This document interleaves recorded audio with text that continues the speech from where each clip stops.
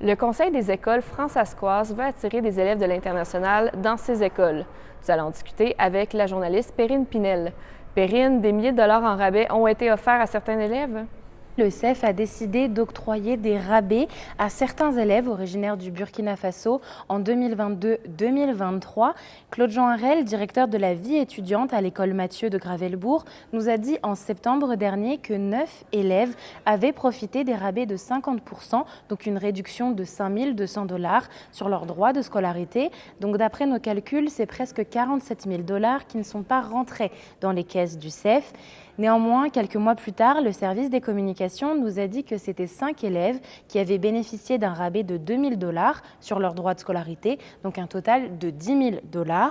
À noter que ce serait le Burkina Faso qui a émis le souhait de mettre en place des rabais entre le Conseil et certains de ses élèves. Et ça, on l'a appris grâce à une demande d'accès à l'information. Et selon le CEF, il n'y a pas d'accord signé entre les deux parties. Et au moment où je vous parle, les rabais ne seraient plus offerts. Actuellement, à l'école Mathieu, il y a 45 élèves, dont 40 sont de l'international, qui viennent du Mali, du Cameroun, du Burkina Faso ou encore du Burundi. Merci beaucoup, Perrine. Avec plaisir. Pour ceux qui sont intéressés, il est possible de consulter l'article complet qui est disponible sur notre site Web.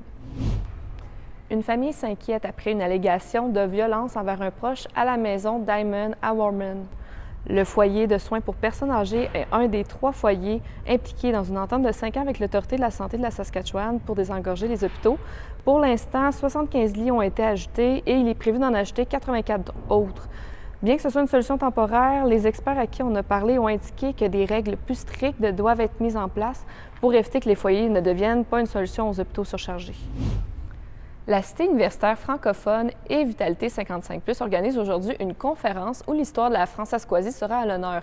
Ça va être l'occasion d'en apprendre un peu plus sur les années 60, une époque quand même importante pour les francophones. Les conférenciers Suzanne Campagne, Laurier Garot et Michael Poplansky prendront parole. Il y aura également le lancement du livre La dimension biais des années 68. L'événement se tiendra à la rotonde de la Cité universitaire à midi et notre équipe sera sur les lieux. Je vous invite à consulter toutes nos plateformes au courant de la journée pour avoir plus de détails et d'avoir d'autres nouvelles. Je vous souhaite une excellente journée.